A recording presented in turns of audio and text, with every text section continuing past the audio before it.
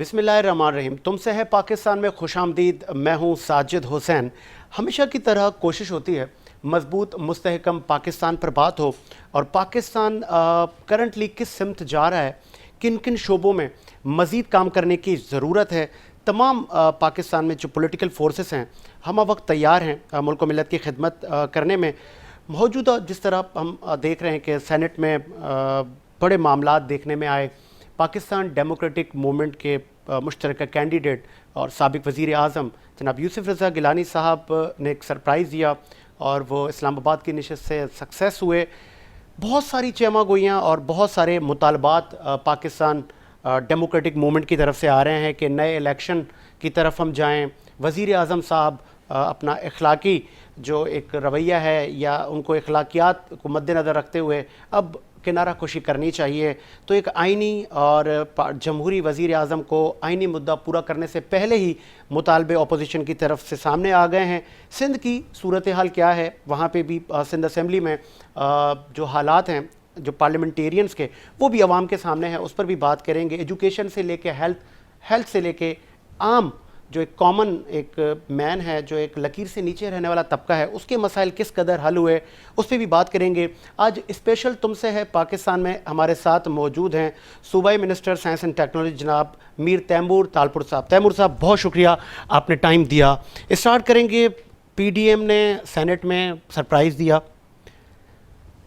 حکومت کی طرف سے شو آف ہینڈز کے لیے بہت بارہا کوششیں کی گئیں کہ اوپن بیلٹنگ ہو، سپریم کورٹ سے بھی تجاوزات مانگی گئیں، انہوں نے بھی تجویز دی کہ ایز پر کانسٹیٹیوشن ہوگا، تو نمبر آپ کے کم تھے، نمبر اچانک بڑھ گئے، کوئی فارمولہ چلا، کوئی گیدڑ سنگھی کہ پھر زرداری صاحب نے یا آپ لوگوں نے یہ کرشمہ کہیں یا کہیں کوئی سیاسی ٹیکنیکس آپ لوگوں نے آزمائیں، یا کہ گیلانی صاحب کا جو ایک قداور جو وہ ان کی شخصیت ہے وہ اس میں سر فہرست رہیں؟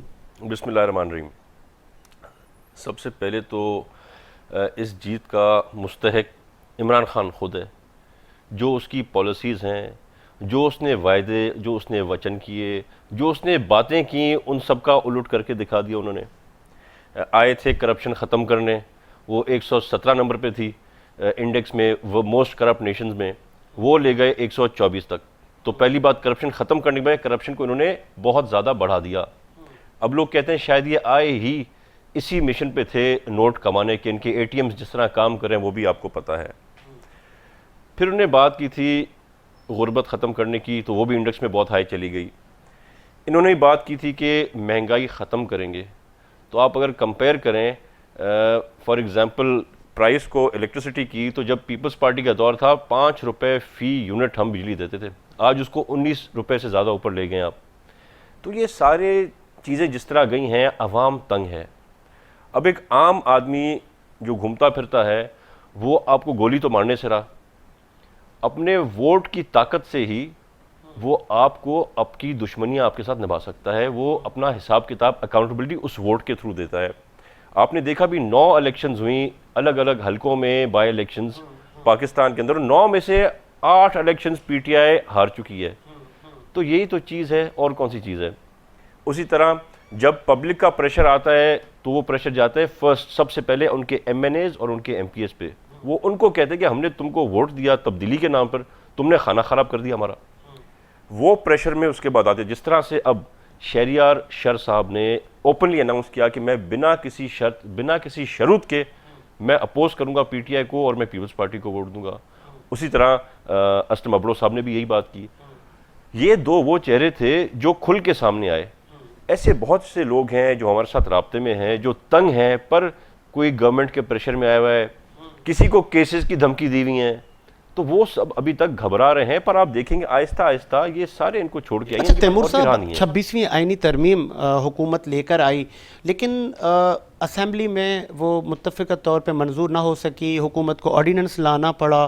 تو اس سے قبل میثاق جمہوریت میں سابق وزیر اعظم شہید محترمہ بے نظیر بھٹو صاحبہ کی بھی یہ وش تھی، ایک خواہش تھی کہ اوپن بیلٹنگ ہو، تو اچانک آپ لوگوں نے کہا نہیں جی جس طرح معاملات ہیں اسی طرح چلنے چاہیے۔ تو آپ نہیں لگتا آپ کو کہ ان فیوچر اب ہمیں آگے بڑھنا چاہیے، اور ہارس ریڈنگ اور جس طرح ہمارے جو عوام کے جو نمائندے ہیں وہ اپنی پارٹی سے دوسری پارٹی کے لیے پھر وہ پیسوں کی مد میں یا نظریاتی کوئی اختلاف ہے، تو اس چیز کو ختم کرنے کے لیے کوئی تو قدم لیتے، آپ حکومت کا ساتھ بھی تو دے سکتے تھے۔ وہ کہتے ہیں کہ بیوقوفوں کو سینگ نہیں ہوتے۔ آپ ان کی پالیسی دیکھتے، اگر ان کو یہ آئینی ترمیم لانی تھی، یہ آ کے پی ڈی ایم سے بات کرتے، پی ڈی ایم کے جو ہیڈ ہیں ان سے بات کرتے۔ انہوں نے کوئی تکلیف ہی نہیں کی کسی طرح سے ہم سے بات کرنے کی، پہلی بات۔ دوسری بات، اسی ٹائم پہ انہوں نے 3 چیزیں کر لیں۔ ایک یہ پریزیڈنشیل امینڈمنٹ لے آئے، جو کہ صرف اور صرف آپ کو پتہ ہے ڈکٹیٹرز لاتے تھے، جو کہ اس ہاؤس کی، نیشنل اسمبلی کی ایک انسلٹ ہے۔ اسی کے ساتھ ساتھ وہ سپریم کورٹ میں بھی چلے گئے، اور تیسرا یہ کام بھی کر لیا۔ تو اس طرح سے کام چلتے نہیں ہے۔ جہاں تک رہی بات چارٹر آف ڈیموکریسی کی، تو ہم نے خود کہا تھا کہ ہمیں یہ چیز آپ کر کے دیں، تو جب ان کو سوٹ نہیں کر رہی تھی عمران نیازی کو، تو تب انہوں نے اس بات پہ ایگری نہیں کیا، اور جب ان کو سوٹ کر رہی ہے تو ہمیں کہہ رہے ہیں۔ میں سمجھتا ہوں یہ بہت امپورٹنٹ ہے کہ شو آف ہینڈس کو اس کو کنورٹ کریں، اور اب میں سمجھتا ہوں رائٹ ٹائم ہے۔ ہمیں جو ان کو دکھانا تھا، جو چپیڑ نیازی صاحب کو کھانی تھی، اپنی پارٹی سے ان کو لگ چکی ہے۔ اب ہم تیار ہیں، آج آئینی ترمیم لائیں، کل لائیں، جب بھی لائیں گے۔ صرف پیپلز پارٹی نے، میں سمجھاؤں پی ڈی ایم کھل کے اس کا مقابلہ کرے گی، اور اس میں سپورٹ بھی کرے گی ان کی، اور انشاءاللہ ہم لے کے آئیں گے۔ پر جس طرح وہ اپنی منمانی کرتے تو یہ نہیں ہو سکتا۔ جب ان کو جلسے کرنے ہو تو کرونا نہیں ہے، جب ہمیں جلسے کرنے تو کرنا ہو۔ جب 2 پالیسیز نہیں چلتی، ایک اسٹیٹ میں آپ 2 لاز نہیں چلا سکتے۔ ہمیں جو کرنا تھا ہم نے کر لیا ہے۔ ہم شاید اگر اوپنلی بھی کرتے، شاید ہمیں یہی ووٹ ملتے، کیونکہ میجورٹی جو لوگ تھے انہوں نے کھل کے کہا، ایم این ایز بھی کتنے سر جو کھل کے کہہ رہے تھے کہ ہم ان کے اے ٹی ایمز کو ووٹ نہیں دیں گے، اور ان کی اپنا پارٹی کے لیڈر نے کیا کہا، لیاقت جتوئی صاحب نے، کہ بھائی 35 کروڑ میں ٹکٹ بکا ہے۔ وہاں پر بلوچستان انہوں نے کہا، ان کی اپنی پارٹی لیڈرز نے، کہ 70 کروڑ میں ٹکٹ بیچا ہے۔ تو آپ آ کر شو کرتے ہیں ٹی وی پہ بیٹھ کر خان صاحب کہ ہم نے کرپشن ختم کر دی، اور ہارس ٹریڈنگ، یہاں پر ہارس ٹریڈنگ تو introduce he P T I نے کرائی ہے سلیکشن میں، ورنہ کہاں تھی ہارس ٹریڈنگ؟ لیکن گیلانی صاحب کے فرزند کی ویڈیو سامنے آنا سینٹ سے 1 رات پہلے، اور اس سے قبل بھی 2018 کی ویڈیو وفاقی حکومت سامنے لے آئی، تو آپ کو لگ رہا ہے کہ یہ رویہ ہمارے آنے والی جو یوتھ ہے، جو نوجوان ہیں، وہ دیکھ رہے ہیں کہ ہمارے ووٹ سے آنے والے پارلیمنٹیرین وہاں جا کر پارٹی کے نظریات سے بھی الٹ چلے جاتے ہیں، ہمارے جو حلقے کی جو کام ہے ان مسائل کو یہ کیا حل کریں گے؟ مطلب کوئی فارمولہ تو طے ہو جانا چاہیے تھا، تو اس چیز کو روکیں کیسے؟ کیونکہ وفاقی حکومت تو اپوزیشن پر بارہا یہ تنقید کر رہی کہ یہ دیکھیں ہمارے لوگوں کو خرید رہے ہیں، اور اس طرح تو ایک نیریٹو بلڈ تو ہو رہا ہے۔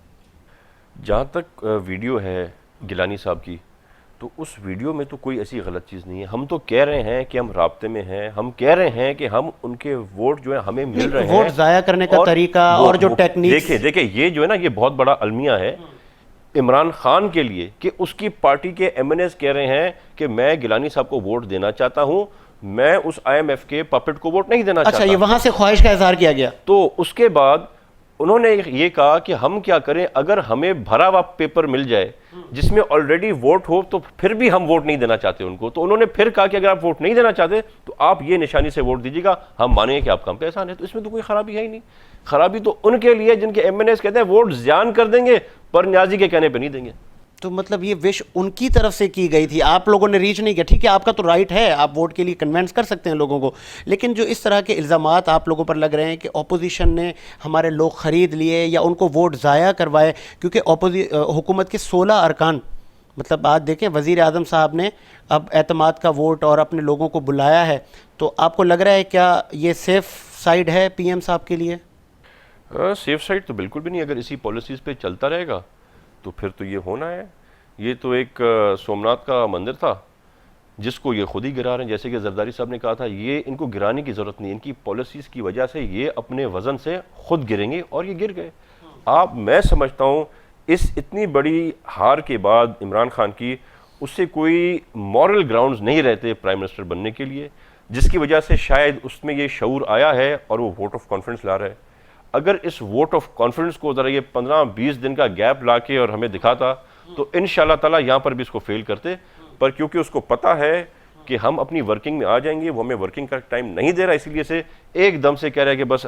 اچھا تیمور صاحب، جب ہم نواز شریف کا ادوار دیکھتے ہیں تو ایک دور تھا نواز شریف صاحب کو پی ٹی آئی کے دھرنے تھے اور بہت ساری مشکلات تھیں ایک جمہوری حکومت کو، تو تب آپ لوگوں نے ہی مطلب ساتھ نہ دیا اسٹریٹ پالیٹکس کا اور آپ نے پارلیمنٹ کا ساتھ دیا اور نواز شریف کی حکومت کو چلنے دیا، تو آپ یہی فارمولہ یہاں پہ بھی تو اپلائی کر سکتے تھے، چونکہ آپ آئین اور پارلیمنٹ کی بات کرتے ہیں اور آپ کہتے ہیں کہ دھرنوں سے بچا جائے اور پارلیمنٹ میں لے کر آئیں، سپریم ایک ادارہ ہے وہیں پہ ہی سب ہونا ہے، تو اس بار آپ وفاقی حکومت کا ساتھ نہیں دے رہے اور ایک آئینی پارلیمانی حکومت کو تحلیل کرنے اور یا اس کو مستعفی ہونے کا مشورہ کیوں دے رہے ہیں؟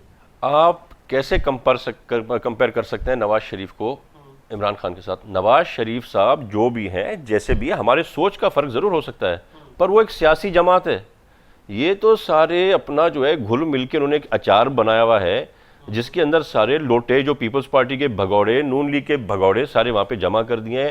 A T Ms, sugar mafias, wheat mafias, medicine mafias سارے اس کے ساتھ بیٹھے ہیں مال کمانے کے لیے. 2-4 کرکٹر ہیں اور ان کا ایکچوئل کون ہے جو نظریاتی پی ٹی آئی کا؟ کوئی بھی نہیں ہے. شیخ رشید کو کہتے تھے کہ میں اپنا چپڑاسی نہیں رکھوں گا، اس کو انٹیریئر منسٹر بنا دیا ہے. وہ چودھری صاحب شریف خاندانی لوگ ہیں، ان کو کہتے تھے وہ ڈاکو ہیں، ان کو کبھی نہیں لاؤں گا، ان کو اپنے اسپیکر بنا دیا. میں بڑی عزت کرتا ہوں ویسے چودھری صاحبان کی. آپ نے کہا تھا سب سے بڑی دہشت گرد جماعت ایم کیو ایم ہے، اس کو بھی آپ کیبنٹ لے کے بیٹھے ہیں. تو یہ غیر سیاسی لوگ ہیں، ان سے بات نہیں کر سکتے. یہ کمٹمنٹ والے لوگ ہی نہیں ہیں. خان صاحب نے کتنی کمٹمنٹس کی ہیں جو آج تک اس نے پوری کی؟ مجھے لگتا ہے 4 گن کے بتا دیں کہاں گئے وہ. گورنر ہاؤس گرنا تھا اور پی ایم ہاؤس کو کیا بننا تھا. انہوں نے کہا تھا کہ ہم جو ہے وہ پروٹوکول نہیں لیں گے، تو یہاں پر تو ان کے گورنر صاحب بھی کہ اپنے کتوں کو بھی پروٹوکول کے ساتھ گھماتے ہیں سرکاری گاڑی میں موبائل دے کے پیچھے. اور وہاں پر اسلام آباد میں جو ہے خان صاحب کا جو شیرو ہے وہ بھی الگ گھومتا ہے ہیلی کاپٹر میں. پہلے ہیلی کاپٹر پی ایم کو اتارتا ہے پھر ان کے کتوں کو اتارتا ہے. اچھا، یہ جو ٹرینڈ سیٹ ہو رہا ہے، تو کل آپ لوگوں نے بھی اس ملک میں حکومت کرنی ہے، ٹھیک ہے، آج آپ صوبے میں ہیں تو کل آپ نے بھی وفاق میں بیٹھنا ہے، تو یہ روش تو برقرار رہے گی؟ کل ایک اور پولیٹیکل فورسز آ کے دھرنے دیں گی یا حکومت کو پریشرائز کریں گی اور آئینی مدعا پورا ہونے سے پہلے ڈیمانڈز کریں گی کہ آپ مستعفی ہو جائیں، تو پھر پاکستان کی ترقی کیسے ہوگی، خوشحالی کیسے آئے گی؟ اگر ہم بھی آ کر اور عمران نیازی جیسی پالیسیز لائیں اور کرپشن کو اتنا فروخت کریں، اوپر سے نا اہل بھی ہوں، تو پھر لوگوں کو یہ حق پہنچتا ہے کہ ہمیں حکومت نہ کرنے دیں. چلیں آگے بڑھتے ہیں. صادق سنجرانی صاحب حکومت کی طرف سے مطلب اسٹرانگ کینڈیڈیٹ نظر آ رہے ہیں چیئرمین سینٹ کے لیے، کیا پالیسی ہوگی؟ نمبر گیم میں ہم ویسے ہی آگے ہیں. جب ہم جس چیز میں نمبر گیم میں پیچھے سے تو اس میں الحمدللہ اللہ نے ہمیں فتح دی، ہم جیت کے آئے، کامیاب ہوئے. تو جہاں پر ہمارے نمبر پورے ہیں وہاں پر جیت بہت میرے کو صاف اور کلیئر آ رہی ہے. اگر کچھ کوارٹرز سے بہت زیادہ پریشر نہیں آیا تو ہمارے نمبرز اور بھی ہائی جائیں گے انشاءاللہ. چلیں، مجھے بریک کا کہا جا رہا ہے، بریک لیتے ہیں، بریک کے بعد آتے ہیں.